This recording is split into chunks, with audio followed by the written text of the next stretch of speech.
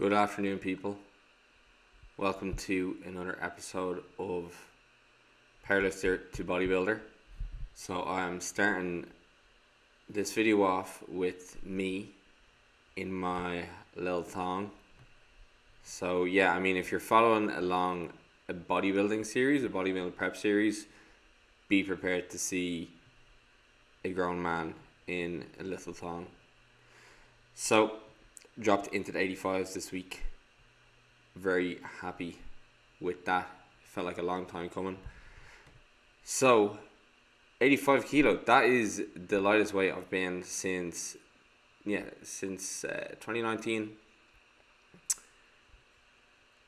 I spent a huge amount of that time. I spent pretty much 2020 up until this year living in the 90 kilo range, and prior to 2020 I actually had never been at 90 or above for more than a month. So yeah, it's cool to see these kind of check-in videos, because when I first started actually taking check-in pictures like on a weekly basis was when I was in this house. And if you go to my Instagram highlight reel, which is Physique, you'll see the very first one. So I was weighing in at a whopping 98 kilos. So the last bulk I did, I got from 83 kilos all the way to 98.5 over the course of 18 months.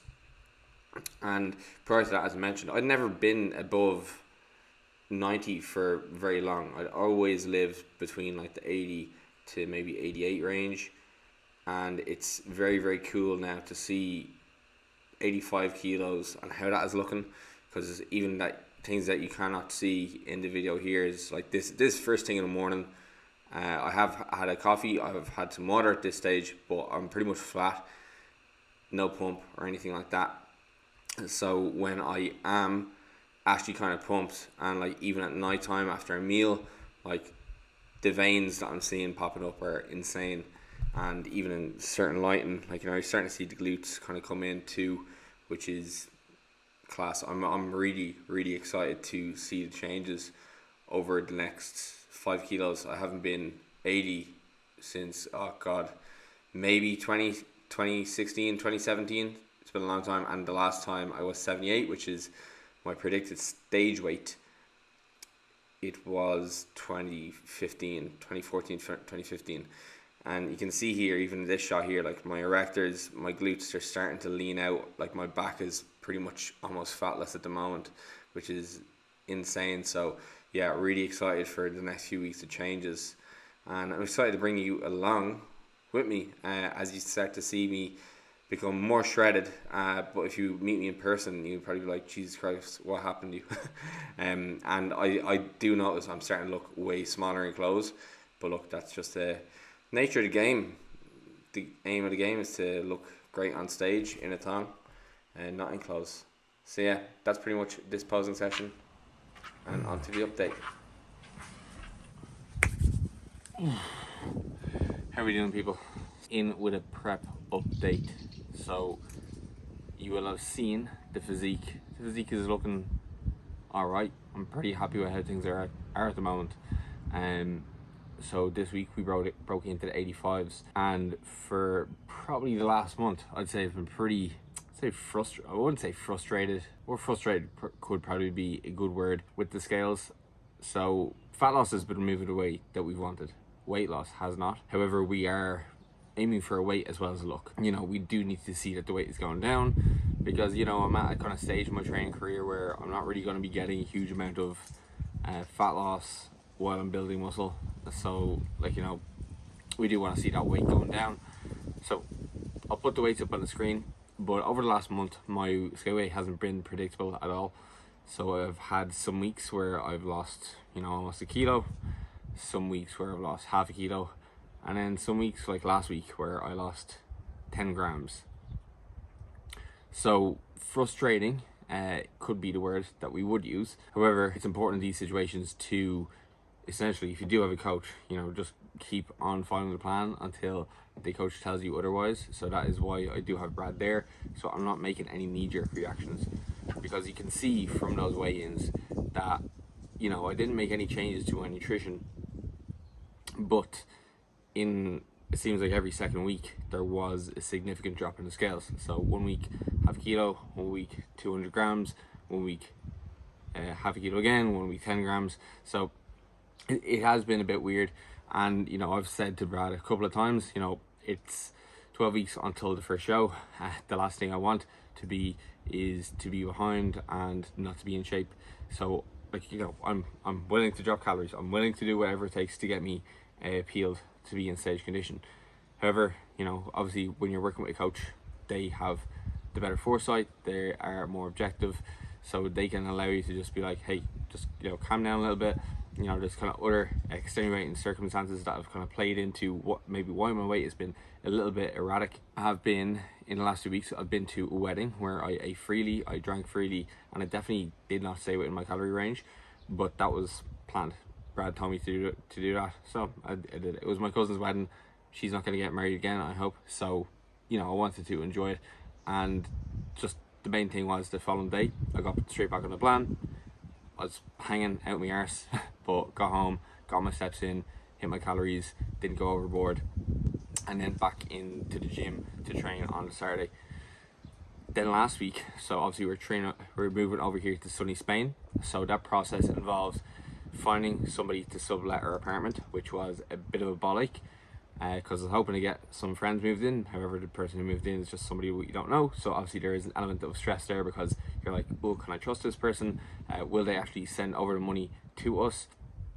The stress of getting the apartment to an acceptable level of cleanliness so that a person could move in and not be like, this is disgusting. And not that I think our apartment was disgusting, but you know, if you're going into an Airbnb, you wouldn't expect it to be left the same way as if the previous occupant was there. So there's that level of stress, as well as the fact we were flying on Tuesday, so I had to do all that, clean the apartment, clear a fridge. We had to drop our cars home and come back into town, traveling all day Tuesday. So last week I can see why it was not necessarily the best of weeks for the likes of weight loss, okay, and the previous week too. There's a few things that did play into it, and then as well, to kind of top it off, there was some kind of issues with my digestion. Not necessarily the fact that I had the shits or the runs, but I was definitely not going to the bathroom as often as I was, even though my fiber count hadn't changed, and I mentioned that in one of the previous videos too. So that was a bit erratic too, so that was definitely playing with my weight. However, now that I'm here and I'm settled in, my stress levels have plummeted, so that's probably aiding with the fat loss and the kind of the amount of drop that I've seen on the scale this week. So definitely a lot lower stress. My step count has increased, but not because I've been trying to. Well, first of all, the weather is nice here, so it's really easy to be outdoors and active. And secondly, the walking loops that we do here are a little bit longer, and a lot of them are uphill. So the morning walk that we do, we have increased that. So previously in Ireland, we had a short kind of morning walk in the Memorial Garden, which was maybe about 2,500 to 3,500 steps depending, and with the morning walk we're doing here, that's about like 6,500 or so. And then the shorter loop that we do in the evening, that is there again, maybe 4,000 or 5,000 steps, and then we gather in a couple of more thousand throughout the day. And my step count has been averaging at around like maybe 15 to 16,000 per day, versus at home it was maybe 13 to 13 and a half. So a bit of an increase there, but it hasn't felt like it's been much more effort, to be honest. Going here for walks, doing all the extra expenditure since I've gotten here, it's felt like a breeze. And even in terms of nutrition over here, I feel like I haven't had the chance to feel hungry.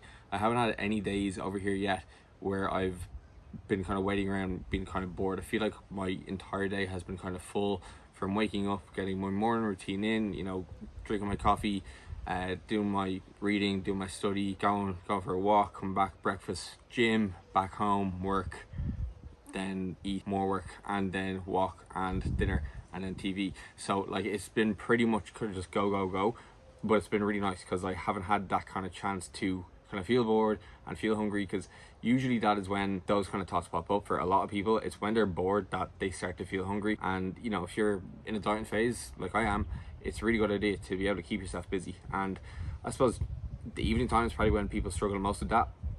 To be honest, at the moment I'm keeping a decent amount of my calories for the evening time too.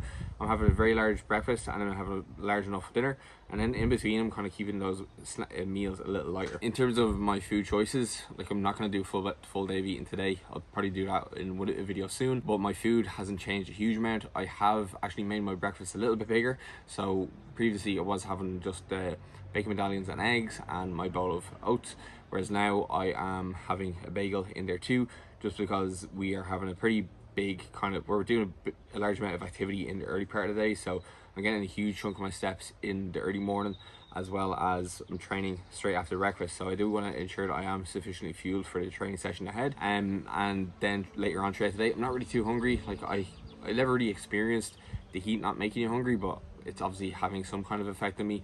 Even just wanting to eat hot meals, it's not really kind of as appealing. So yeah, my meals haven't changed that much. In terms of meal timing, it's pretty much the same. Like we're on the exact same schedule, albeit an hour ahead, so that's quite nice. It did take me a few days to kind of get used to being like, oh shit, I'm waking up now at 7. I feel like I've wasted an hour, whereas like now we're going to bed a little bit later, so it works out the exact same. So yeah, there hasn't been really any kind of changes to the overall protocol. So Brad still has me on the exact same calories, eating just below 2700 6 days a week on my low days, and then eating 3400 once a week on my high day. Step count is still between 95,000 to 105,000 per week. So I'm pretty much hitting that with the 15 to 16,000 steps that I'm doing a day.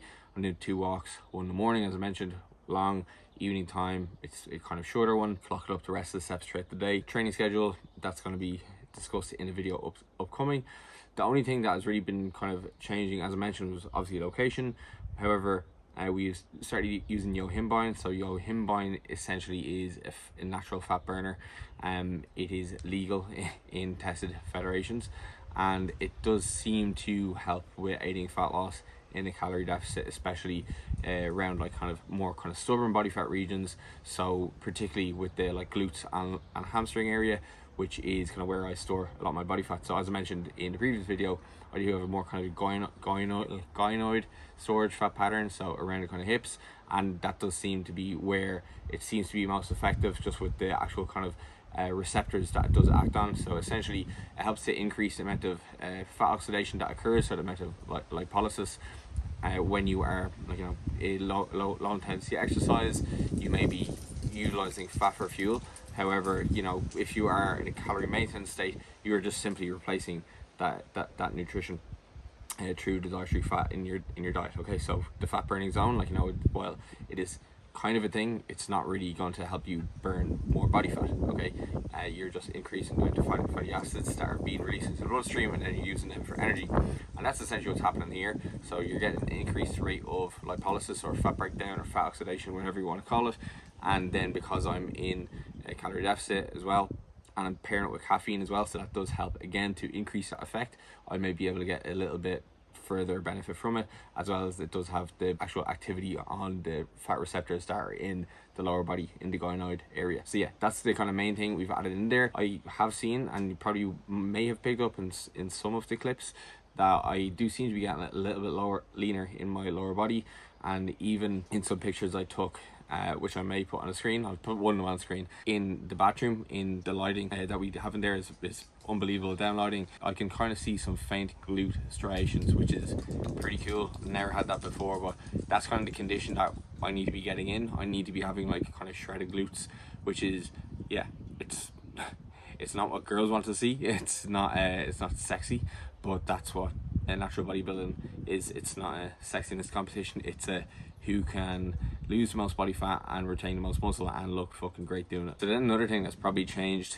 since I've gotten here is kind of my mindset. So obviously we are over here for the next few weeks, or we're missing a lot of summer. It is the first summer in like 2 or 3 years really that like things have been on, so we are missing out on a lot of festivals. We're missing out on a lot of like nights out with our friends, because we're keeping the goal to go. We do have a set amount of time to lose X amount of body fat, so we do kind of want to be on point. While that is kind of hard, being over here does make it a little bit easier, because I can't necessarily just press the fuck up button and fly home and go to a festival, whereas like here it's really just about working, training, eating, sleeping, and recovering, and that is the kind of mindset I've been getting myself into. So kind of jokingly, me and Emma have been saying to each other, like, what would a champion do? So like if we are low on motivation, low on, or we're about to take the path of least resistance. So for example, the other day we were on a walk and Emma was like, do you want to go up that hill? And I was like, oh, not really, I've already hit my steps. And she's like, what would a champion do?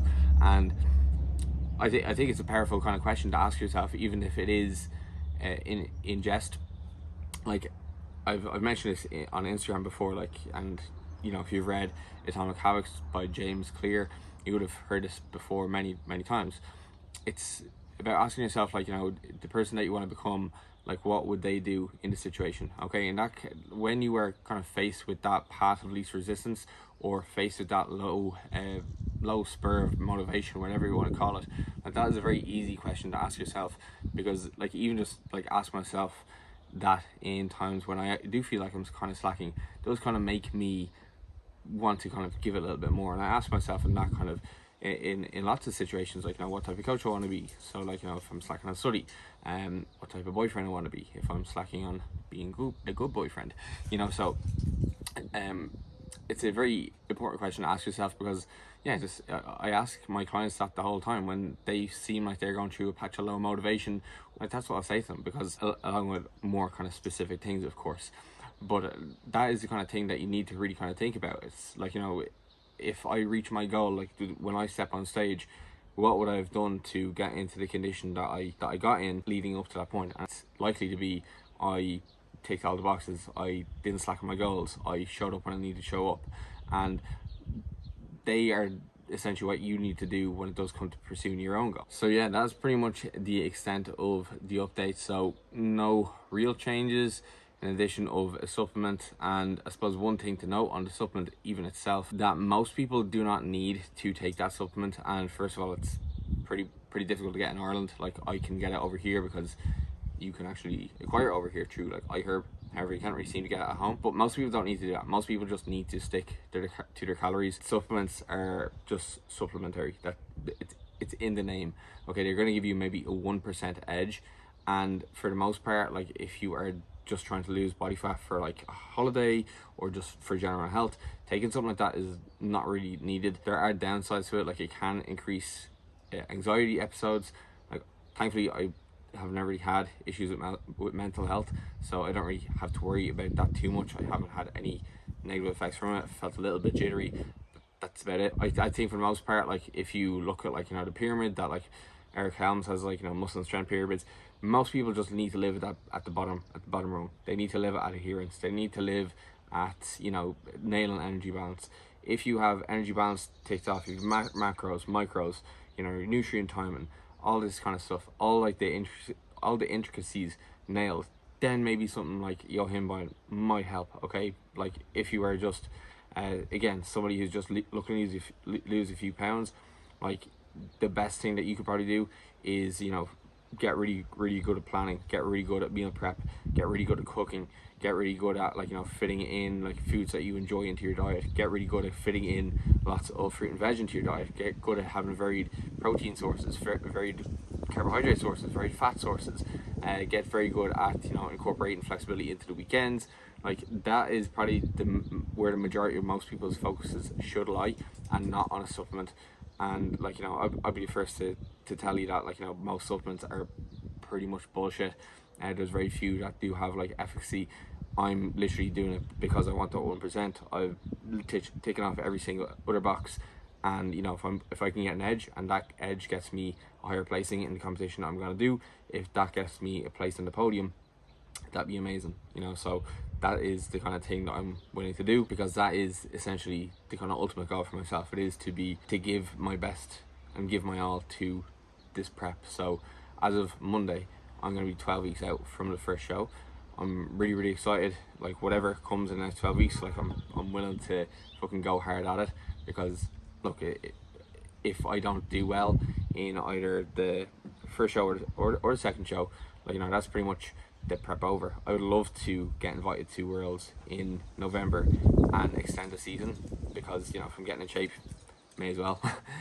But, you know, it would just be a fantastic opportunity for myself, and it would help me kind of surpass my own expectations of myself too, because yeah, I've never necessarily been a champion at something. Like, I've won some badminton competitions when I was younger, but you know, there was no process related to that. I played badminton because it was what my friends did. I do this now because it is something that is very important to me, has helped me change a lot over the last few years in terms of my habits. It's helped me become a better person. So it does mean a lot to me, this, and I would love to be able to say that, like, you know, I have excelled to the highest potential I could at the moment. Obviously 5 years down the line that is going to be much higher, but I want to see where I would stand against other people, because you know, it's all well and good, you know, being the champion in your own head and you know your mommy thinking you're the best, but I like to be considered by other people to be pretty fucking good at what I do. So that's pretty much it. I hope you enjoyed this video, and yeah, I'll catch up with you next week. I do have a training video coming out on Wednesday, so I'll catch you then.